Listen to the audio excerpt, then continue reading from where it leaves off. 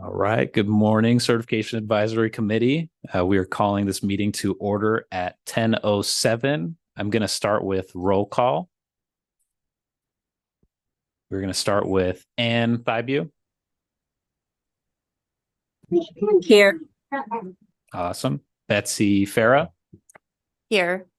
Great. Angel Janish Pinnell. Present. Kimberly Peasley.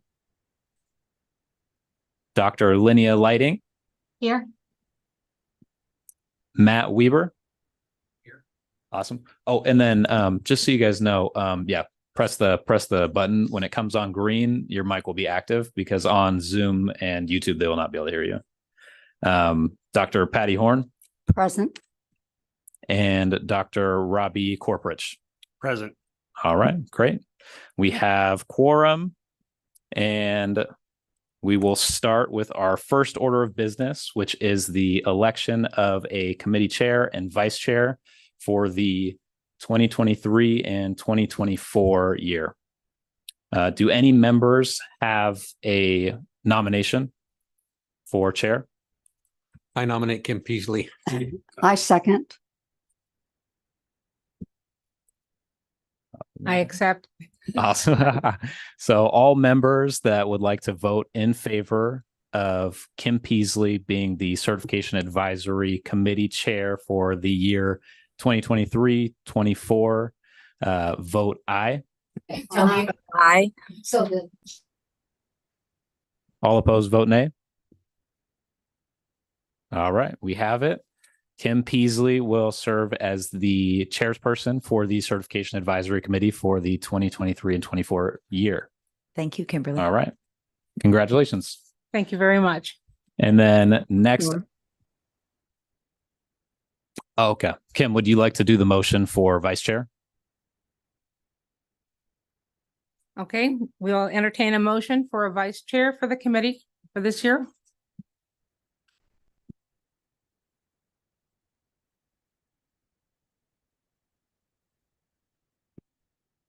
I nominate Dr. Robbie Corporich. I'll second that.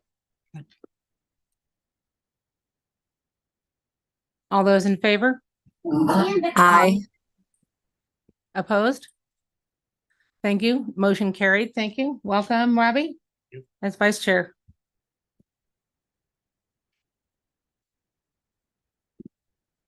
Would you like me to continue on?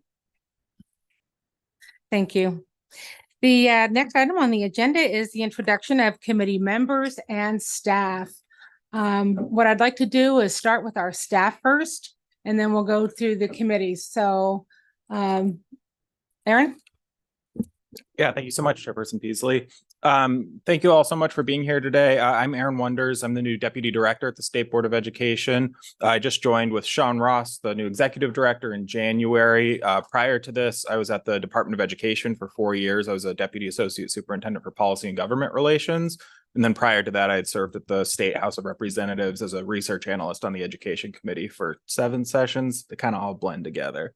So I've been doing a lot of the kind of education policy work for quite some time. Really excited to be here. Really happy that this work is kicking off. And again, thank you all so much for the time that you dedicate and the expertise that you bring. Good morning. I'm Bruce Duplanty. I'm currently Deputy Associate Superintendent over Educator Certification and Ed Prep Program at Prep Programs. Formerly, I was the Director of Certification, and I've been at the agency of the Department of Ed since November of 2015. So happy to see everybody again and looking forward to the work that we're going to do together.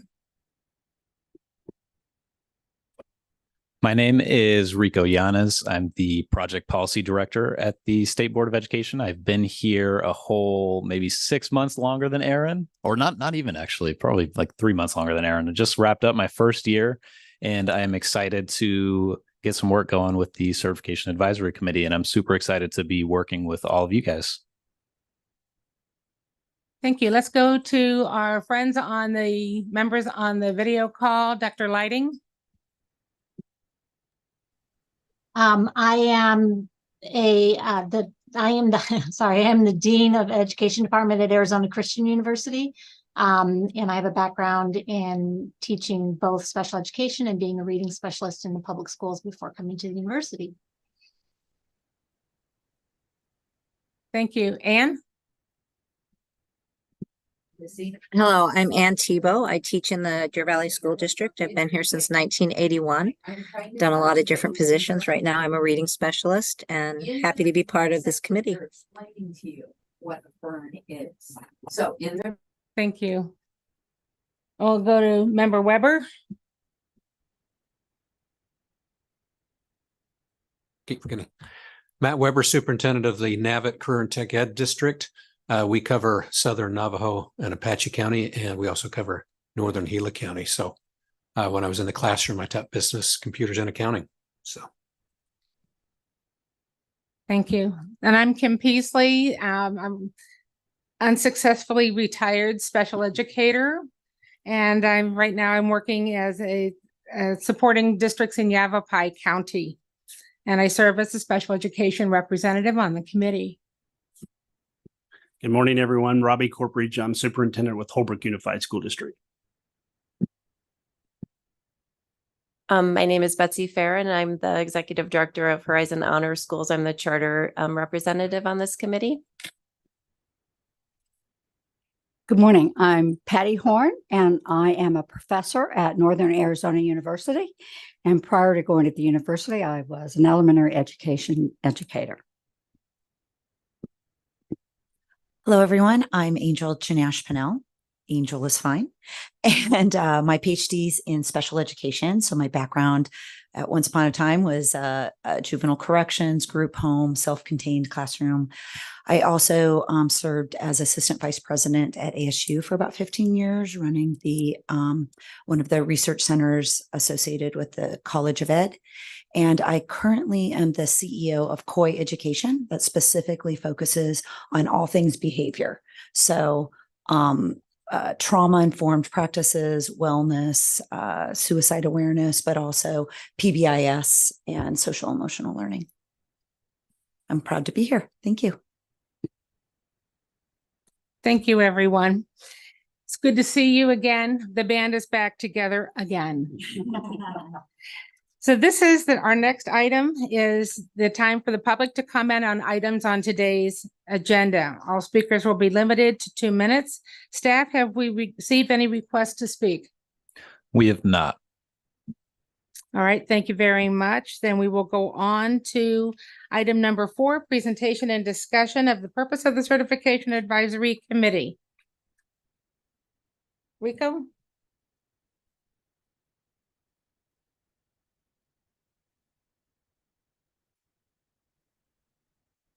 All right, great. I'll keep it brief, but on April 24th, 2006, the board approved the creation of the Certification Advisory Committee under Board Rule R7-201.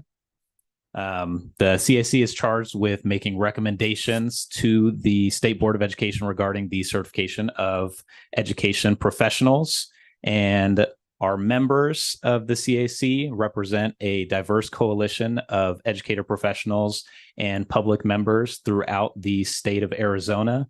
It includes one elementary school teacher, one secondary teacher, one special education teacher, one career and technical education teacher, one principal, one superintendent, one human resource officer, one local governing board member, one county school superintendent, one charter school representative, 2 representatives from the higher education sector, and 3 public members who are not certified. Let me scroll down here on Assembly. This is the structure. And then we brought the Certification Advisory Committee back this year to make some changes recommended by the Department of Education, who the superintendent has designated a liaison as Bruce Duplanty. And then the State Board of Education's liaisons are myself and Aaron Wonders. Today's meeting, we will be covering an open meeting law presentation, and we will be reviewing current certification rules to just reacclimate everybody to the work and scope of work of the certification advisory committee so that at the next meeting, we can start working some of these rule changes out. Thank you. Thank you very much, Rico, for that information. I would like to recognize the service of Member Tebow. She has been with us since the very beginning. She and I are the original members from 2006. And then I think Member Weber was the next one. Then we had Betsy. We've all been serving for many, many years, and we appreciate the time and the dedication and the knowledge that you bring to this committee. Thank you. And then all of the rest of you that have joined, we also have longtime membership, and that kind of continuance is the best of all worlds for the state, for the field. And in years past, it has been of great comfort to the State Board of Education that they had the trust in the work of this committee to take our recommendations to heart. The next item is the presentation and discussion on open meeting law, and we welcome Mr. Lou Caputo. Good morning, Madam Chair, members of the committee. Good morning. Rico, am I able to just say next slide? Yes. And it will promptly go to the next slide? Yes. Fantastic. I appreciate it. I'm also going to, I might just hold this button down a little bit and might make it easier. Good morning. So this would be a concise primer. Excuse me, yes. Could you speak into the mic? It's a little Sure. hard to hear. Thanks. Yes, no problem.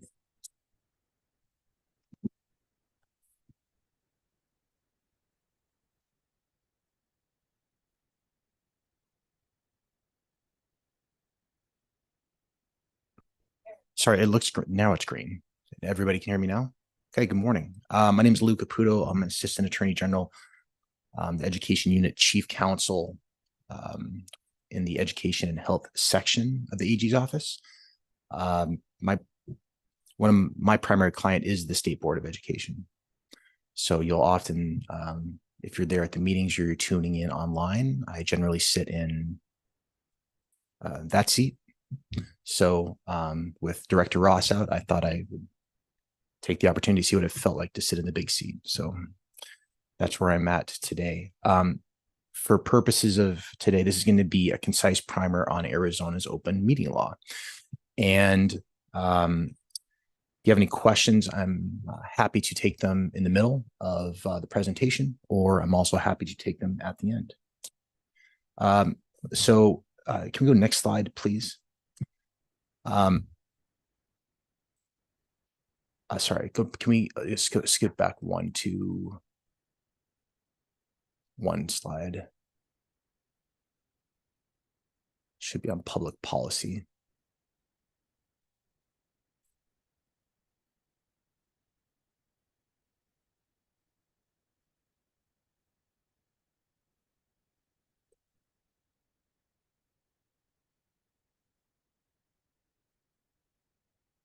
Or is it not there? Looks like things were a little bit out of order. That's all right. We'll go there. No problem. And Rico, I can switch things up. It's no problem. Oh, no, that's all good. I accidentally had skipped over the public policy. Oh, okay. No problem. So I'm not going to read verbatim the slides, so you guys can read them, but I'm going to highlight some things that I think you should pay attention to with each bit of information in the slides. So with public policy, the gist is that your meetings will be open to the public. The public has right to know what its government and its agencies are up to. And to that end, for Arizona's open meeting law, and you'll notice in this slide and in others, I've included some statutory citations, quotes, meaning that it's directly pulled from the statutes. And another reason I don't read verbatim is because we can go back. It's posted right there. And if you'd like to go back and look at it later, it's exactly like that in statute books.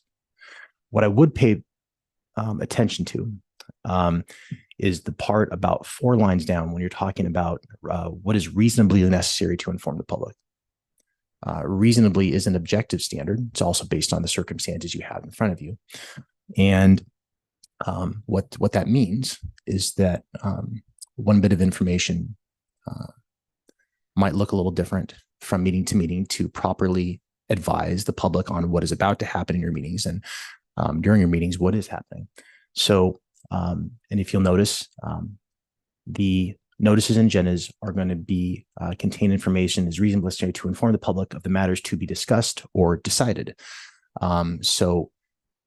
This is just something good to keep in mind. I do believe this policy is of paramount importance to keep in mind in all of your meetings, and I think that can go. I think it's easy to get comfortable in one's roles in a public body, but as I always explain to people, I think it's very important to come back to this, to come back to the transparency in front of the public. The public is watching. I'll mention that later in my slides, but and the bottom part, the idea is that if you have a question, a close call on whether you're whether it's as open as it needs to be, the idea and the public policy by statute, by state law, is to err on the side of caution in favor, as it says, of open and public meetings. Rico, next slide, please. This may just seem self-explanatory, but since we're here, you are a public body, and Arizona's open meeting law applies to their 4 advisory committees. And the middle bullet point right there is the definition of an advisory committee. And just so there's no doubt, this is one slide that when I present, this doesn't always need to be in there, but since you're an advisory committee, I thought it was prudent to put in there. Rico, next slide, please. So notice, the public has a right to know when you're going to discuss things. And they also have the right to attend and listen to your meetings and what you're doing. It's another important reason that they know about this, because your actions that you're taking are going to be done in public, and the public would otherwise not have the ability to come and listen, to hear, to observe and comment if they don't know that it's happening. And so for this committee and all public bodies, the public meetings will allow the public to know that they're happening and to attend and listen. So if you notice that second bullet point, the notice has to occur at least 24 hours ahead of time. It can be done sooner than that. Now, there's a regular practice, and I think many members of the public who are more attuned to public meetings will understand that sometimes notice and agendas will change, and they can change right up till about 24 hours minus an emergency. Other members of the public may be coming for the first time to listen to you, to come and sit. Maybe they have something that they'd like to say, and they may not be as aware of the process.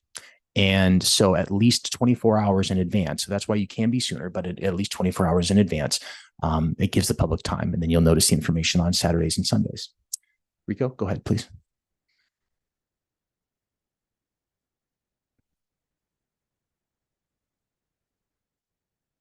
That's okay. Did we skip one?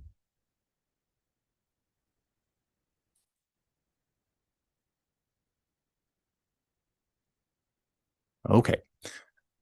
This part is perhaps more detailed than it might first look. So if you look at that first bullet point, that I will point to the exact first part of that statutory section, gathering in person or through technological devices. This has become more applicable and more prevalent with the use of electronic devices, right? Phones, computers, tablets, text messaging, any type of social media messaging. It's very important that you keep this in mind, that a meeting may not just be a more common definition of when you're meeting just like this. And so it doesn't prevent people from meeting together. Even you guys, it doesn't prevent you guys from being in the same place, doesn't prevent you guys from talking. But what it does do is this is a safeguard for the public also, to make sure that business decisions, legal actions, deliberations are conducted in public view, going back to those rights that I was talking to earlier about the public, with their right to know what's happening, know when it's going to happen, and be able to listen. So the part you can read yourself, it takes on a quorum of members, but I do want to highlight and just remind that it's not just meetings like this in person that we're talking about. And surely folks that are attending, our members are attending virtually today.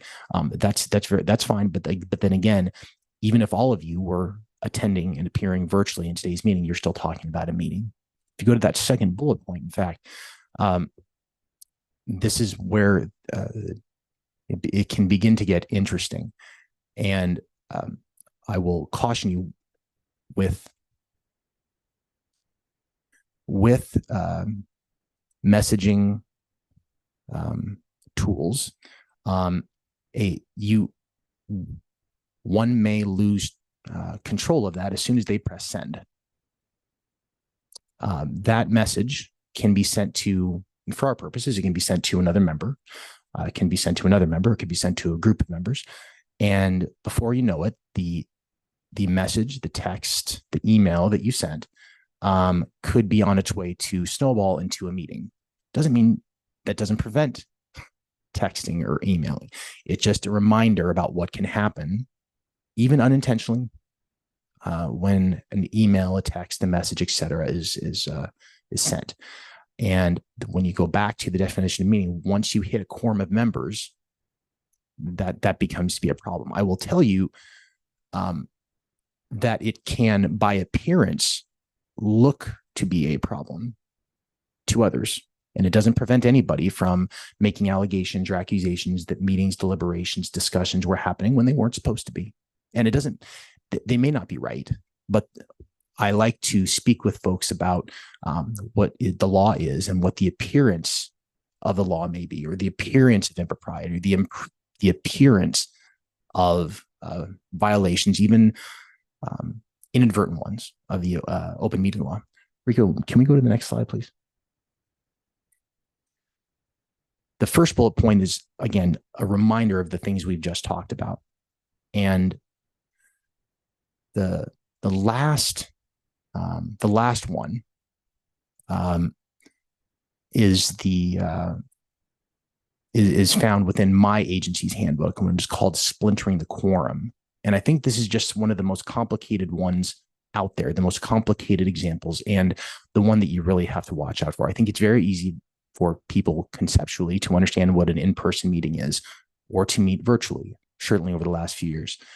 And where I have seen more questions come to me is when you have people who are, again, inadvertently and certainly unintentionally beginning to discuss a topic that can get to other members.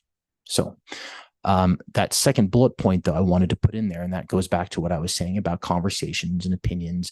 And so this is in statute. The Arizona law will allow, people to talk about their opinions. It will allow them to talk and discuss different issues that come up in normal conversation.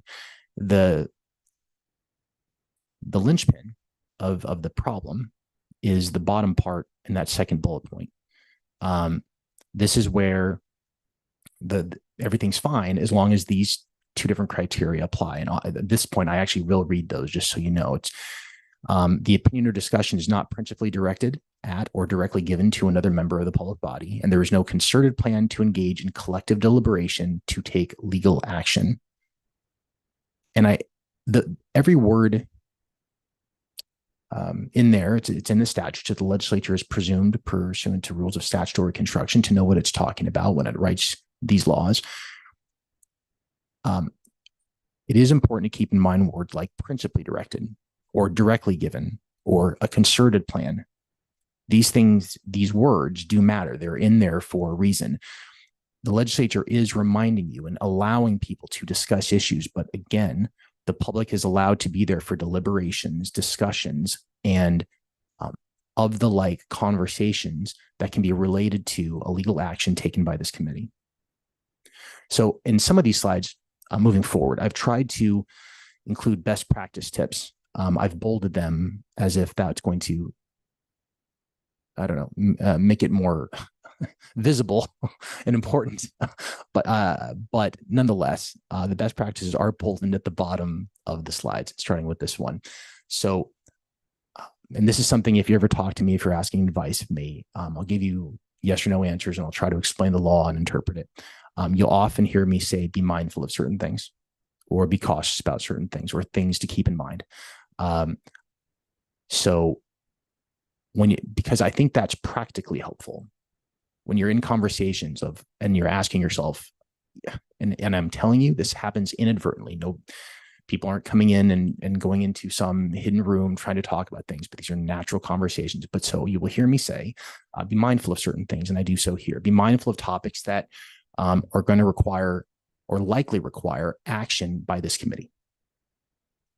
And so I do think it is prudent, at least at first, but as you're getting your feet wet, especially, to limit discussions, limit messages when you don't need to. It is a practice tool that I will tell you will help over time. And I note in that second practice pointer, and this is an open meeting law conversation, but I think talking about public record is also appropriate. Things that you write, things you write down, and things that you message, and things that you even put down into notes during your meetings, because it's visible, and it should be visible. The public has a right to know what the committee is doing, just like any public body. But these messages can be at least alleged to be or described as public records later. So just keep those in mind. Rico, would you move to the next slide, please? Okay, the agenda. We've seen one already. It's governing what happens today. And again, the gist, going back to the public policy slide we had at the very beginning, is to give notice and let the public know that what you're going to be talking about, discussing, deliberating on, or taking action on. And going back to, again, that language that I mentioned at the beginning, that reasonably necessary language, it is more prudent to err on the side of, even in agendas and notices, to giving more information to the public. And the board does a very good job of it. And they do put in what is reasonably necessary and more, in my opinion, to inform the public on what's happening. And the public, I think that does. I think it does benefit the public. I think it is a public good to know. So that last bullet point, you have to talk specifically in an agenda, and the notice has to let the public know the specific matters that you're going to talk about. I think it's prudent, and you'll see this in the agendas. Sometimes you're just going to be listening to something. There's going to be a presentation on something. There's not going to be deliberations. Sometimes there's going to be discussions, and sometimes you'll know specifically that you will want to take legal action, or you may take legal action on something. That's when it's time that erring on the side of caution can be used to put those types of words and terms into the agenda. But I've just listed, as you can see there, just another board agenda, but clearly we have ours for today. Rico, would you go to the next slide, please? Thank you. You can take things out of order. It just can't be done or look like you're doing it to frustrate the purpose of the open meeting law. So, and namely, that means frustrating somebody's ability to come in here and talk to you or let you know what they think or appear in front of you. Best practices, again, generally this is done, but giving the notice of the meeting and an agenda at the same time is good. I've already said the second bullet point of providing more information. The third one, I know it seems rudimentary. I will encourage all of you to actually look at the agenda one more time before the meeting. I do think it's important, and I tell that to clients and other attorneys that I work with. It's because if things change, and things change, and they'll be looking to you guys for direction on what's happening. And there's times where there'll be mistakes or you don't remember something. But I know it's a bit rudimentary, but my advice, check it one more time before you guys start. And the last is to stick to the items on the agenda. This is otherwise known as going off topic, otherwise known as a potential violation of the Arizona open meeting law. The agenda and the notice is there to tell the public and to inform you again on exactly what you're going to be doing. If we go outside of the agenda, that's when open meeting law violations can occur and notice violations. And because really you're only supposed to be talking about what's on the agenda. Rico, would you go one more slide? Thank you. These are, okay, so a lot of bullet points on executive sessions. There's an entire statutory section for executive sessions. I certainly did not list all of the reasons we can go into executive session. I did list my favorite one, legal advice, because that's when I get to participate.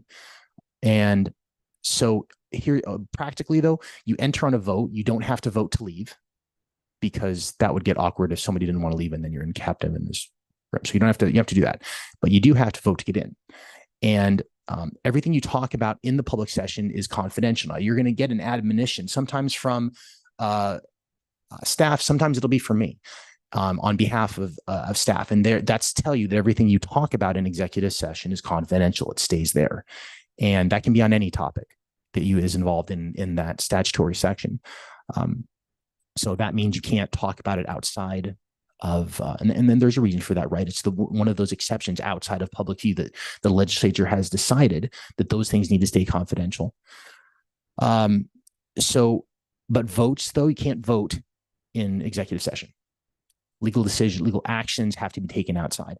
And sometimes this is no fault of anybody's, and I do it not routinely, but I do it on occasion. If the topic starts to stray from the noticed reason, then you'll hear me say, and sometimes other people bring it up, but other times you'll hear me say, okay, this matter was a bit outside of the scope of what was on the agenda, so we should bring it back in and then have this other discussion either in open session if it's properly on the agenda, or then we just put it for another meeting. And I will try to facilitate, if there's legal questions, for example, if it is a legal advice executive session, then I can field questions related to that topic. Really, that's fine. Other legal questions, if they stray into other legal questions on completely different topics, again, that can be time for another executive session. So going back to the best practices, ask questions if you need to. If you're not sure about it, even in executive sessions, and I hear that occasionally, I don't know if this is proper for this, and I can answer that really well. Sometimes it is, sometimes it's not, and then we can talk about it, or we wait. So erring on the side of caution, I will say be mindful again. I don't have it written down there, but I will say be mindful again when we're putting things on the agenda. If you think there's a need to put to notice an executive session for a particular topic, that should go on the agenda. And everybody here is really good about doing that. There's a general part about an executive session advisory, and then there's the specific part. And again, going back to what is reasonably necessary to put on an agenda to let people know, that typically is the specific notice is, it'll say for legal advice or something of that nature, and that'll describe the topic. So that last bullet point is the one I was mentioning a bit more practically. So if we go off topic a little bit, we just have to either bring it back in if we can, or then we just wait till we get back into general session. Rico, can I get to the next slide, please? So there's illustrations of what I was talking about. This is just pulled from a board agenda. So you'll see that general advisory regarding executive sessions. It is advised, and it's advised by my office in their handbook, that you have the general notice about executive sessions, and then a specific notice if you know that it's coming. Now, largely you should still be okay because you've given notice, but the best practice, especially to avoid arguments later, is to put that second and specific notice in there. Rico, would you help? I won't go to one more slide, please. Okay, public comment.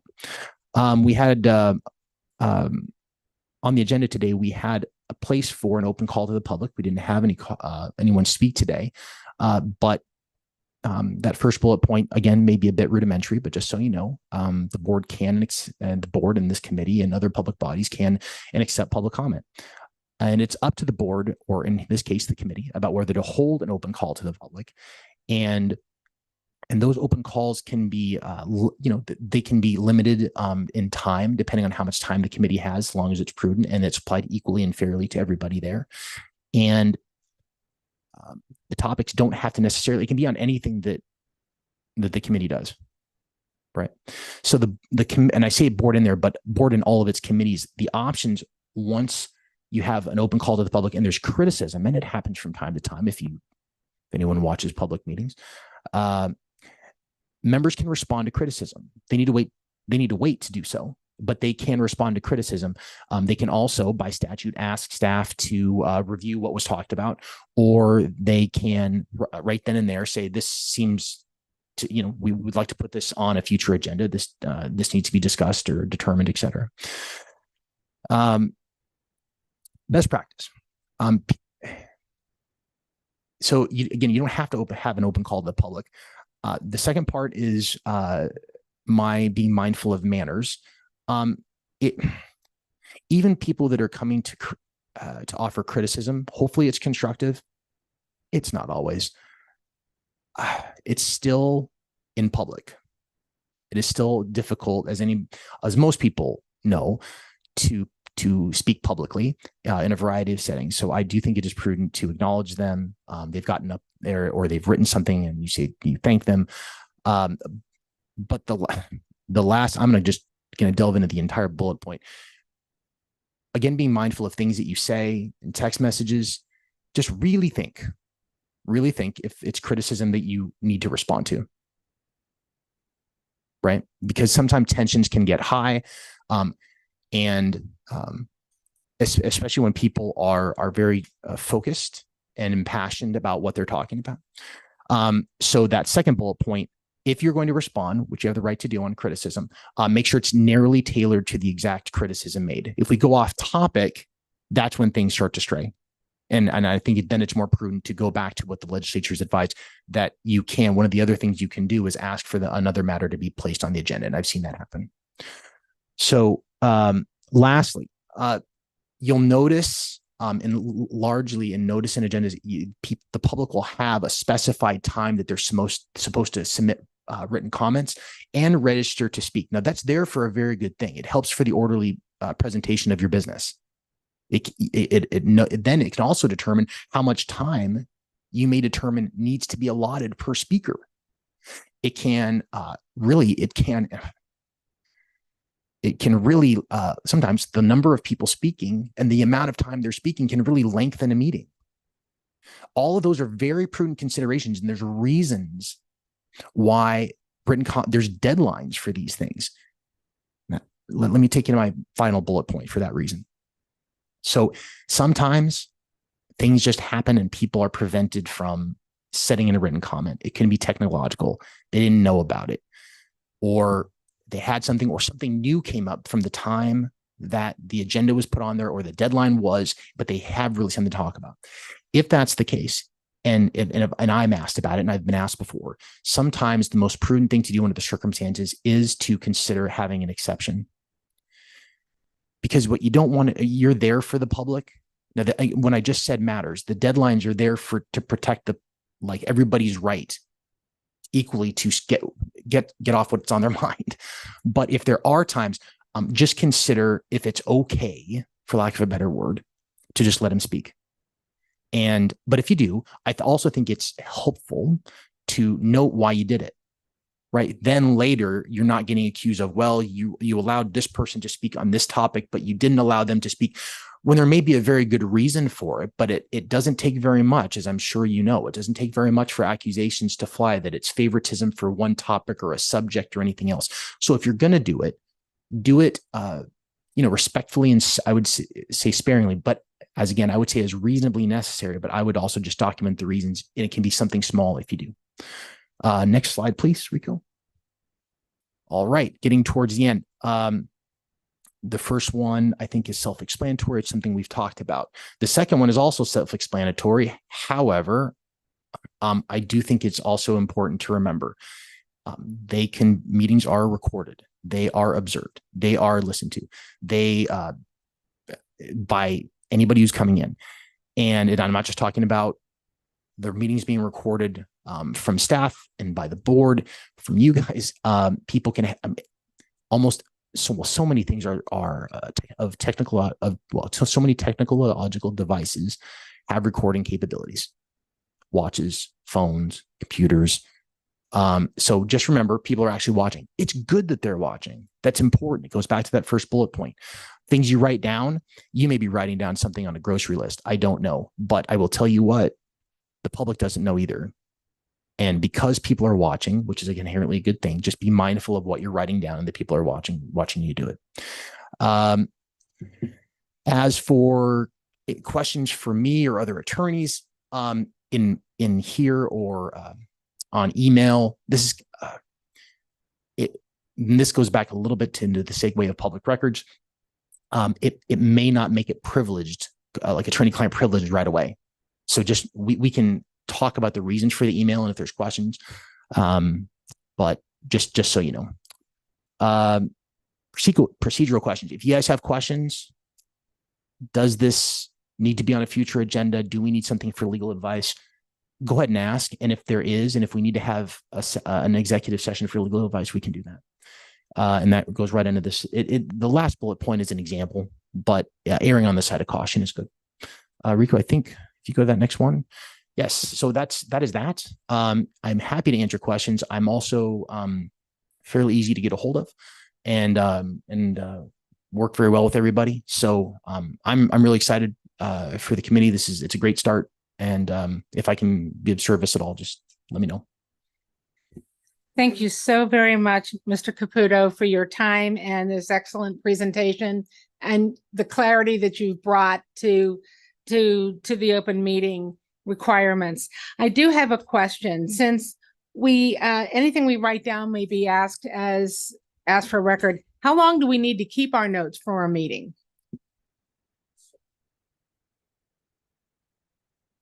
Okay, can everybody hear me? So we can look at that. I'd probably like to look at something before I comment formally, just on notes.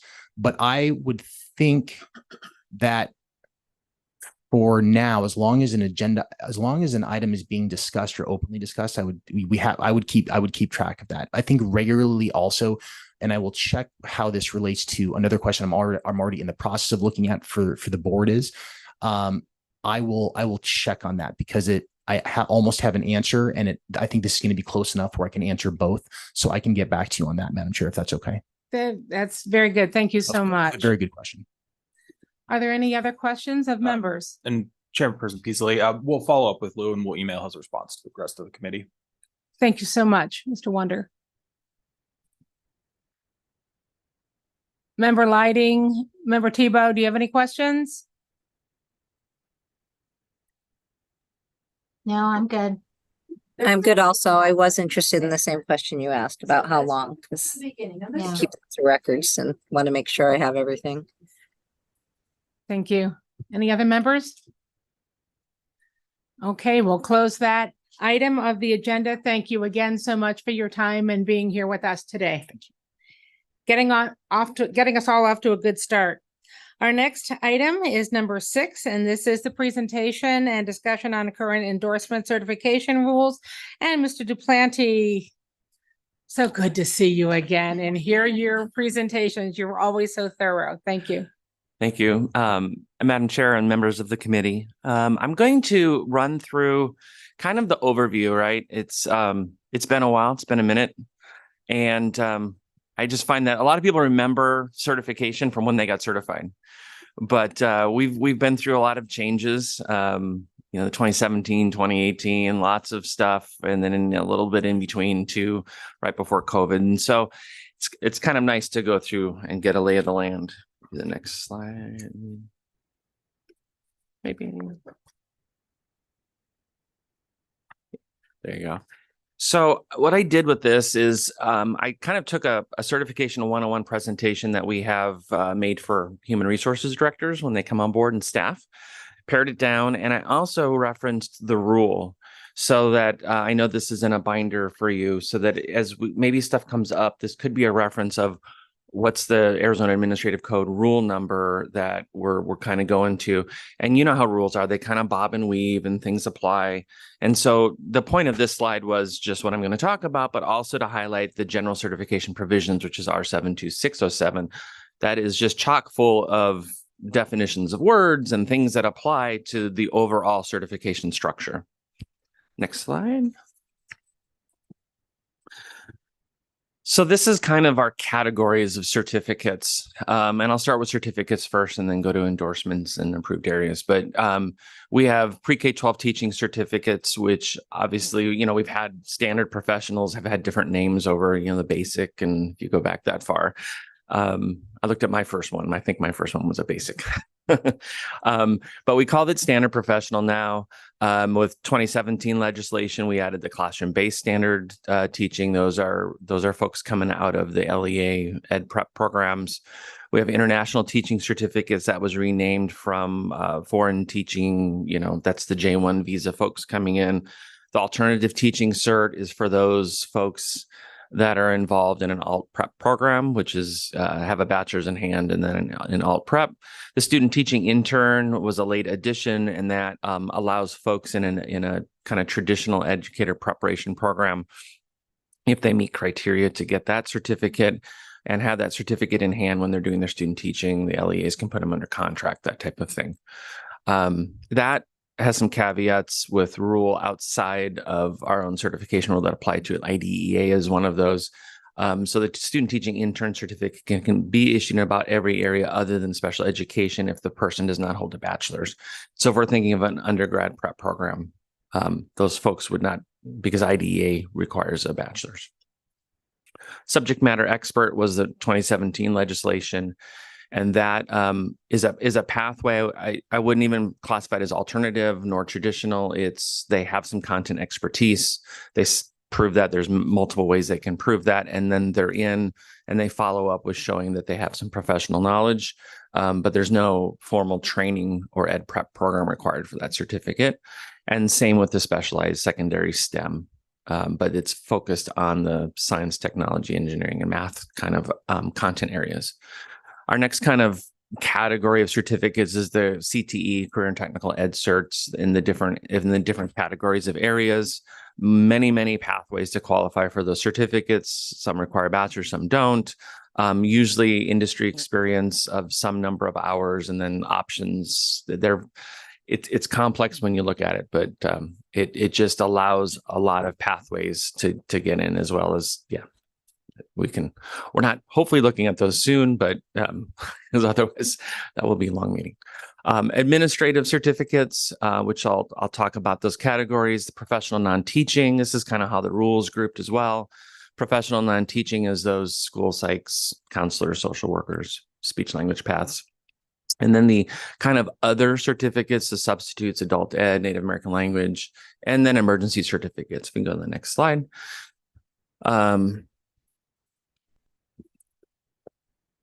So this is the teaching certificates. I won't say standard professional because you can apply alternative to these names. You could apply classroom based to these names, or you can apply standard professional to these names. But this is the grade spans and the rule that is referenced. That's where the requirements are currently housed in administrative code. And I kind of went through all those. The arts education I didn't call out, probably on the other one. There's a couple of routes for this. For us old timers, we have a secondary with our arts area and an endorsement. But starting in the mid 20-teens, we made the arts education and the PE K-12 certificate, which covers K-12. But really, they're kind of synonymous. And then special education, of course, down the bottom divides out into mild, moderate, early childhood, moderate, severe, and then the other categories. And that was an update in the 20-teens as well, to kind of go along with the current practices happening in the field for special education. Folks that still hold the older certificates, the CrossCats, the OHIs, those are still valid. They can still renew those, but if they let those go, they would have to reapply and go into one of these. Next slide. Here's our CTEs, a couple different flavors. That standard CTE has multiple ways of qualifying for them. There's the specialized, which is a different route. has less deficiencies to it, but it's required. These certificates are required for those CTE funded programs, and there's the different categories underneath for the areas of the CTE that we issued those for. Next slide. So this is a broad paintbrush, but commonly the standard professionals are issued for 12 years. And any renewable certificate is just about any renewable certificate needs 15 clock hours per year. It was confusing when we switched, right? It used to be the old 120 hours for PD. And then we modified the rule. I think, I'm not sure if statute drove that, but we modified it to kind of lighten the load a little bit. And so it became 15 hours of the certificate you're trying to renew. And some people thought the certificate I'm trying to get, can I get a 6? Can I get a 12? No, they're all 12. If you're coming from a 6, it's 15 times 6. So that gives you the 90 hours. And then probably in about another 6 or 7 years, the 12-year certificates will come up for renewal, and then we'll be back to the 180. But that's about where we're at. We're almost out of 6-year certs. We've got a handful, about a year worth of 8-year certs that we were issuing under reciprocity. And then we're going to have a dry spell of renewals. And then we'll be into the 12-year renewals for the certs. Many of these certificates allow added approved areas and endorsements, which I'll talk a little bit about later. They all require an Arizona Department of Public Safety IVP, which is Identity Verified Prints fingerprint clearance card. There are many require a bachelor's degree, not all, but many. And that was defined in state statute too around 2017. So it's, we're kind of tied by state statute about what has and what needs a bachelor's and what doesn't need a bachelor's. And then many require the Arizona and U.S. Constitution. That's probably one of the most common deficiencies on certificates, especially from folks out of state or that do a la carte coursework. It's 2 classes. There's that deficiency is a 3-year allowable, 1 year if you're a teacher of social studies, and that's probably the most common. Next slide. So in general, this is the pathways to getting those certificates. We used to, back in the day, we had the basic and then the standard. And then I think when I came in 2015, we had provisionals for 3 years, leading to standard. That all went away. And everybody basically, if you qualify for it, goes straight to the standard 12-year certificate. If you're on the alt path where you're in an ed prep program, at the same time as teaching, you'll be on the alternative teaching cert, or maybe that last semester or year, the student teaching intern. And then once you complete the program, that leads to a standard or a classroom-based. And reciprocity, there's a lot of work that happened between 2015 and 2017. And reciprocity, we're very open for reciprocity. We're basically just looking for a comparable certificate to one that we have, so that we can align it within reason. Doesn't have to be exact parity, but it needs to be close, and it needs to be a full credential and free of any deficiencies from that state. And then they get a standard teaching certificate. And I think the only thing we're not looking for exams. They don't have to sit for exams. It really is AZUS on most of that stuff. So that's kind of an overview of the pathways. Next slide. There's our administrative certificates. We've had the standard supervisor, principal, and superintendent. By the way, the superintendent certificate is optional, but many school boards require that. There is a kind of an alternate path there. It's been there for a long time, and they're the interim certificates. They need to be in a program and they need to have supervision, but they can be on the interim. And then new legislation that we did a little bit of work on. So we have met, because I know we had to adopt the rule for the site-based supervisor and principal, but that is basically allows, the background to that is that allows an LEA to stand up their own principal or supervisor ed prep program for administrators. Different requirements than the standard principal or standard supervisor, but they can stand up that program, and that would lead to a site-based supervisor or principal certificate. And the law was really clear that allows them to serve on a campus, a building, right? And they couldn't use that principal certificate like folks do now to go up to the district office. Of course, I say that, but we're not the hiring authority. The LAs kind of make that decision. So next slide. And along in this, I haven't been pointing it out because it'd be kind of obnoxious for me to say R72 whatever all the time, but this is on all the slides. And when it's tied to the certificate name, R72617 is the rule for, it has a kind of a boatload of certificates in it for the professional non-teaching, the counselor, the psychologist, social worker, and school language pathologist. Next slide. Here's another one that has a ton in it. This rule has the standard adult ed. Those are for folks teaching the adult ed coursework, sometimes leading to GED and that type of thing.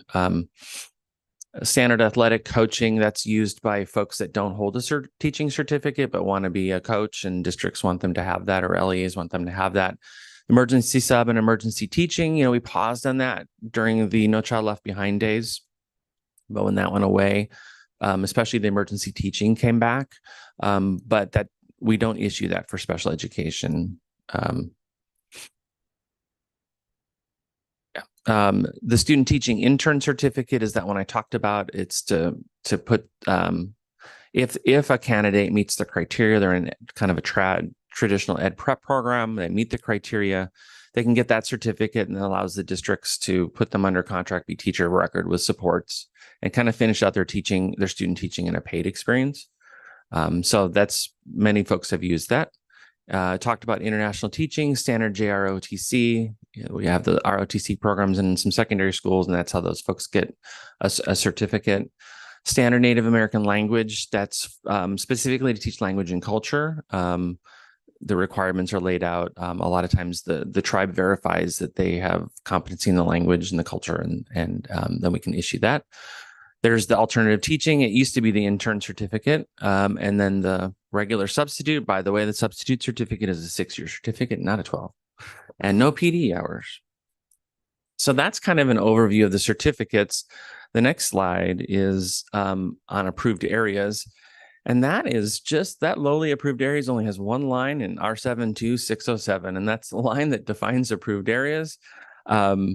So that's where that rule exists, but that's what they add on to a certificate that allows them to be appropriately certified in a content area.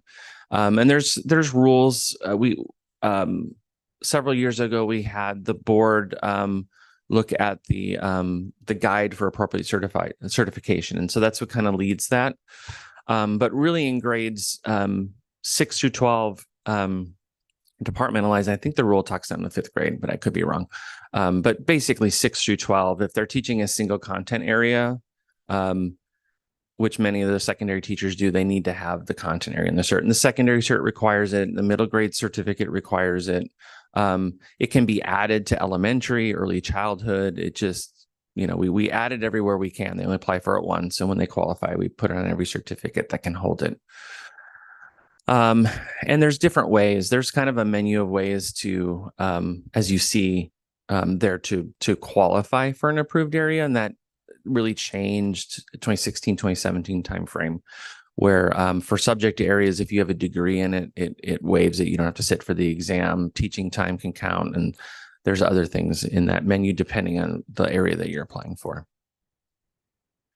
And then the next slide, I'm going fast because you all know this. Endorsements. So some states called approved areas endorsements. Ours, approved areas, is the content area, and endorsements kind of have some different flavors. They're likewise attached to certificates. Certain certificates can hold, many certificates can hold all the endorsements. Some certificates can't hold an endorsement. It just depends on the certificate. The requirements vary. Some of our endorsement rules are very old, so I'm maybe foreshadowing a little bit of where we're going. That language hasn't been touched in many, many years. And terms are outdated, and the field has moved along. And so this is going to be one of the areas that we're going to go for technical cleanup first. But let me show you the next slide. The next slide I developed several years ago that just kind of lays out all the endorsements. Left-hand side is the name of the endorsement. The next column over is the certificate it can be applied to. As we look through all the rules, that's how the endorsements can apply to those certificates. And then it was just kind of a quick thumbnail is, does this endorsement require methods or pedagogy coursework? And the next column is, does this endorsement requires subject knowledge, coursework or an exam, and then some random notes on the other. But what I really like about this is it shows the 3 different flavors of endorsements. And so the top one from art pre-K 12 down through the reading specialist, it shows specialization. You've got special training, but it also expands your certificate. And so I gave the example, so I'm an old band director, right? That's what I taught secondary. So I came out of college with the secondary certificate 6 through 12 with the approved area of music. And so I could teach music in 6 through 12. But we also buddied it up with the endorsement, which was the music endorsement pre-K 12. And so I add that to my certificate. Now that lets me teach first grade music in kindergarten, music in 4th grade. And so that lets me really teach music pre-K 12. And so that's kind of what those endorsements up there do. They expand your certificate either up or down, whichever way, to cover the grade span of the endorsement in that content area. The second band just shows specialization. That's like SEI, the structured English immersion, right? You got the training. Remember back in the day, 15 hours, then 45, then 2 45s, and then now we're just down to 45. And everybody had to get it, right? And so that really is just showing training. It doesn't expand your certificate to pre-K 12. And SEI really isn't a content. It's a training that allows you to teach content with these things in mind, right? And so that's kind of the notion of that. You know, gifted is gifted isn't a content area. It's a mode of things to attune to while you're teaching kind of that subgroup of kids, right? That may be labeled as gifted. And so that's where those endorsements kind of lie. If I attach gifted to my elementary certificate, then I can be gifted the elementary grade span, right? And I have training there, and I can go to that subpopulation of kiddos.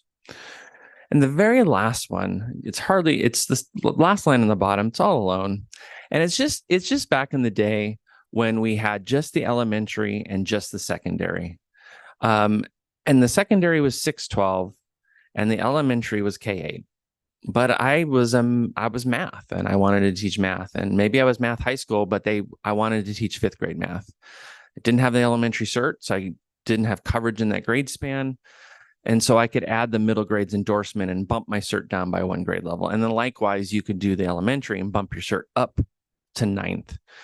We still have that. I'd have to do a data poll to see how many people actually have that. But we did add the middle grade certificate now, which is considered kind of like a secondary certificate. It covers 5 through 9.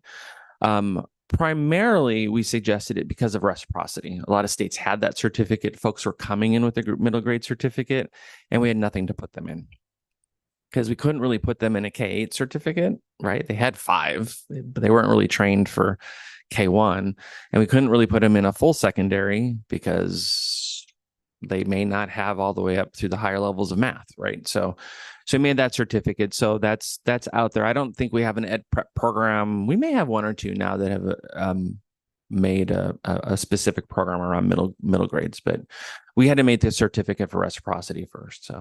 So I don't know how popular that endorsement is, but it's still there. It still allows people to kind of bump it up and bump it down. So that was fast. That was faster than open meeting law.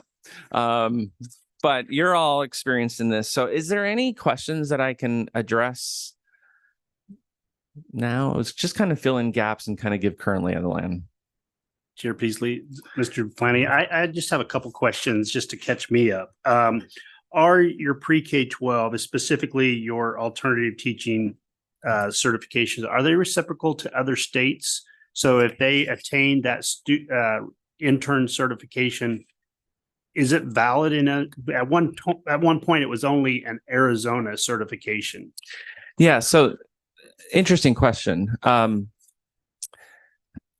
I could tell you if somebody had an alternative certificate in another state, whether we would reciprocate. And our answer would be no, because it's not a full credential. Okay. It's hard for me to answer other states and what they will and will not take. But I will tell you from rubbing elbows at national convenings that by and large, that's not a reciprocal certificate. Okay. Yeah. So that still holds true. Yeah. So my second question is, an emergency substitute is now good for a 2-year span without additional credits. Is that correct? Correct.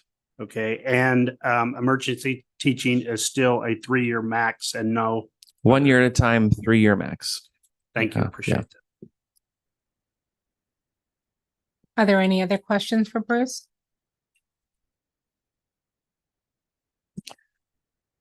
Yeah.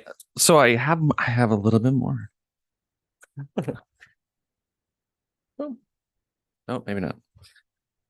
So what we wanted to do was to kind of follow, and hopefully this is a resource. When you need to dig in the rule, you can find it in here, and you can find the rule in administrative code.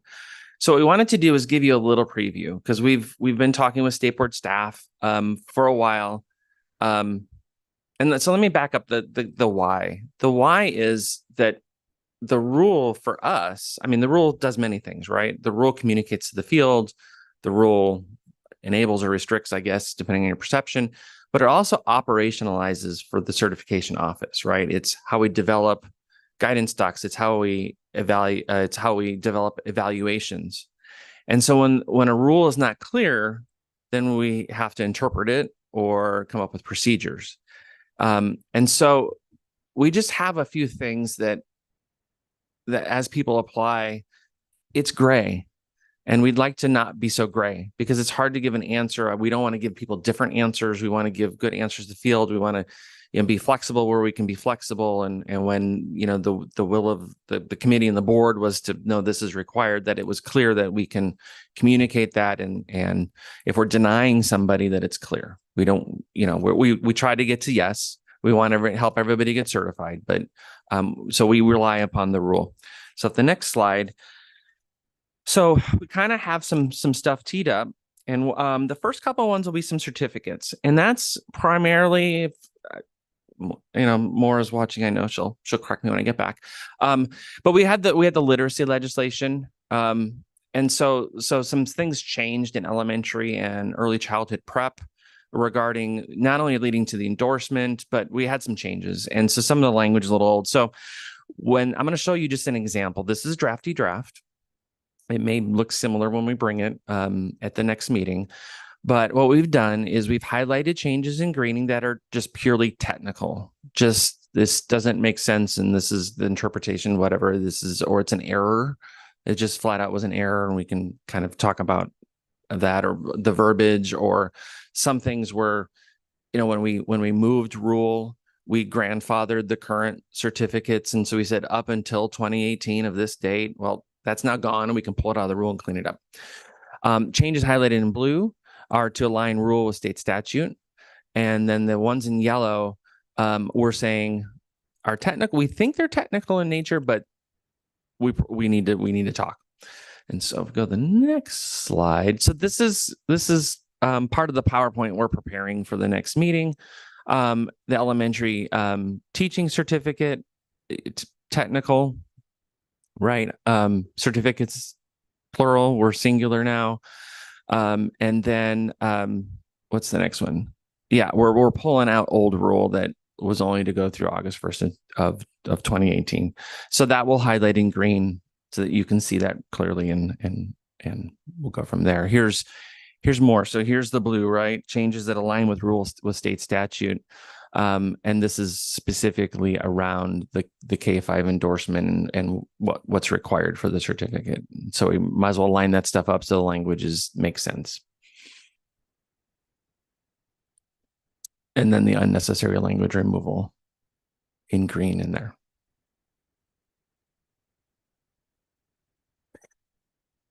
So hopefully you'll find that helpful. It'll hopefully, streamline the discussion. And if there's any suggestions when you look at this, again, this is draft. If there's anything else that you think you need on that, we can certainly do.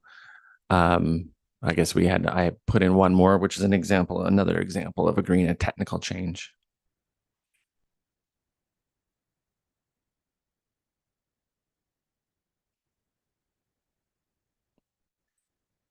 Endorsements. So we'll probably we're suggesting that we do those certificates first because they don't align with state statute right now. There's some old language in there.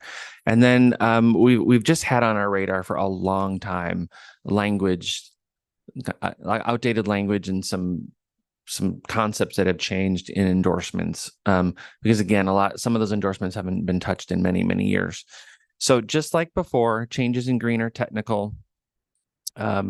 Yellow probably require discussion, and the gray will strategize how we approach that. That could be a bigger change that would require a lot more discussion and probably, I know we like to loop in stakeholders and we'd like to try to prep that for you.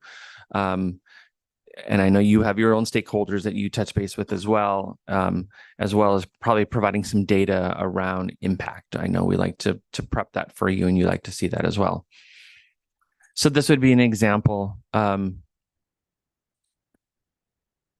just to kind of clean up the rule is the general endorsements. You can see some of the strike through, just to clean up the language. And that would be green. And then the yellow one is technical in nature, but probably more discussion. And so, with this one is the rule says a teaching certificate, but now we've added different flavors of teaching certificates. And so it's a little ambiguous. And is these endorsements, do they apply to the alternative? That's not really called out.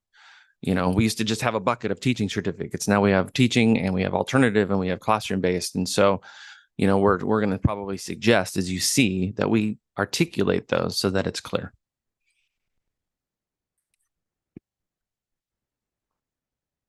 That's what I got. Thank you so much for the preview of coming attractions. Does anybody have any questions about what's coming down the pike? I don't have a question, but I just have a comment. Bruce, you just always make everything so concise. You and your staff do such a great job just to visually understand where we are and what's coming next. So I just want to thank you for that always.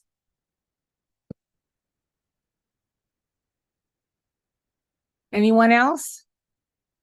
Well, thank you. That you took us right into item 7 as the future items for the agendas. And the next is, I guess, and we've already asked if anybody has any other questions. And does the department or board have any other further information to provide? Chair Mr. Peasley, members. So just a couple of things for the next meeting. So as Bruce said, there's a few proposals that the department is looking to bring forward. We'll make sure that the committee gets those well in advance. The purpose of that last chunk was to have something to reference back to. So as you get materials, you'll be able to kind of clearly delineate what those highlights mean, what changes are more substantive, what changes are more technical. So we really wanted to just lay that groundwork today as we lead into more of the actual kind of meat and potatoes work for the rest of the committee. Again, we'll make sure that members are provided with materials well in advance so you can review that, come prepared to the next meeting. I think at this point, one of the things we'd like to just kind of gauge the opinion of right now is looking, I know typically we've done the first Tuesday of the month, but with the holidays coming up, it's just going to be challenging to schedule. We have a full state board meeting the first Monday in December. It's a little bit of an unusual timing. So I think the December meeting is going to be probably challenging for us to just make sure that we're prepared for. Would January 9th, that second Tuesday in January, work for members' schedules?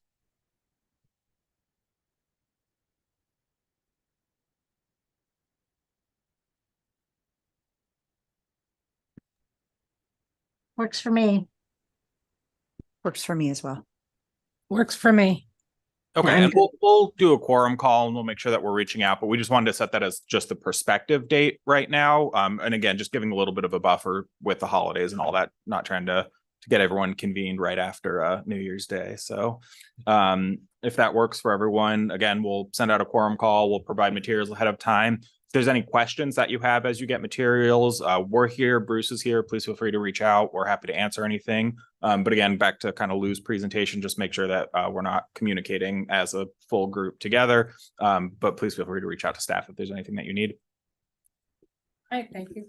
Chairman Beasley, just wanted to quick say we appreciate the opportunity to join in via Zoom, particularly those of us who are several hours away once we start getting into January and weather. That will be kind of my primary is likely Right. for Robbie also. So we appreciate that. Oh, I know the weather. It's been unpredictable. There have been over the years, it's been kind of dicey getting with our release time to get people out and on the roads before the storm finally hit. If there aren't any other questions, any other comments, then we can go ahead and adjourn this meeting. What clock are we using? That one says 11:23. 11:21. Adjourn the meeting at 11:21, and we thank everybody for your time today, and thank our new friends at SBE, and we appreciate your preparation and the work that you've done for us. We're gonna have a good time, folks. Thank you. Thank you. Bye.